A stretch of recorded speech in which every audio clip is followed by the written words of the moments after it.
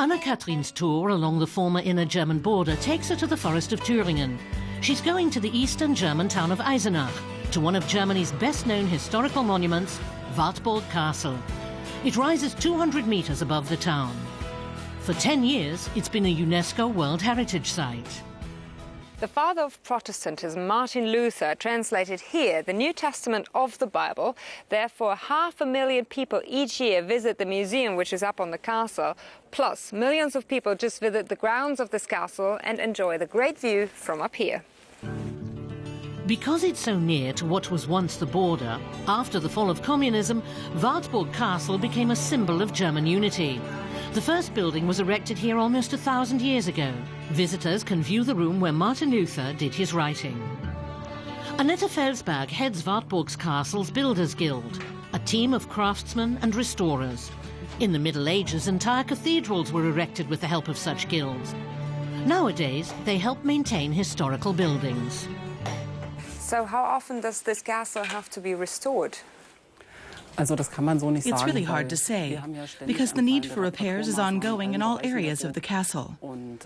Larger projects, such as restoring the dungeon, are given to outside contractors, who carry them out over 3 or 4 years. Wartburg Castle in the 1960s. In communist East Germany, it was considered a national monument. No expense was spared in its elaborate restoration. Below the castle is the old guest house, which was converted into a hotel in 1913. If you visit the castle these days, you can still spend the night there. The 5-star hotel has 35 rooms. Its location on a jutting cliff below the castle adds to its appeal. Dorothee Schmidt from the Wartburg Hotel shows Anne-Katrin around. A night in a double room costs between 220 and 315 euros. The rooms bear such evocative names as Prince's Chamber, Landgrave's Chamber and Luther's Chamber. One of the most popular dishes in the restaurant is the Burgwesper, a selection of traditional regional specialities like venison ham or Thüringen sausages. This hotel here is only a few kilometers away from the former border in Germany, so does that play a role today here?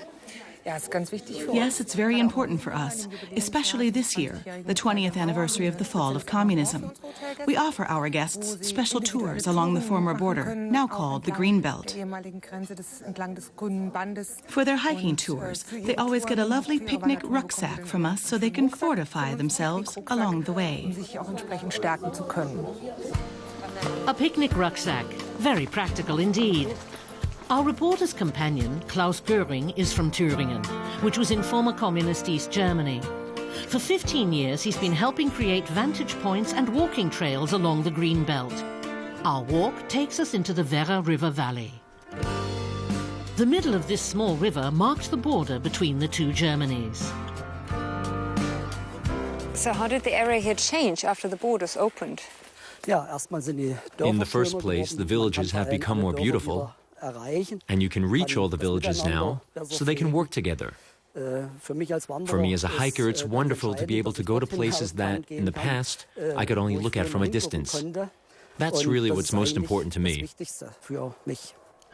Since German reunification, the countryside around here has become a popular place to hike.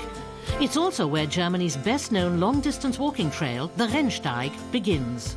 20 years ago, I wouldn't have been allowed to walk these ways which were so close to the German border.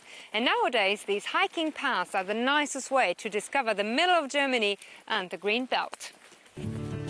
Our reporter's walk ends at one of the loveliest vantage points in the area. She picnics with a panoramic view of the forest in Thüringen and, in the distance, Wartburg Castle.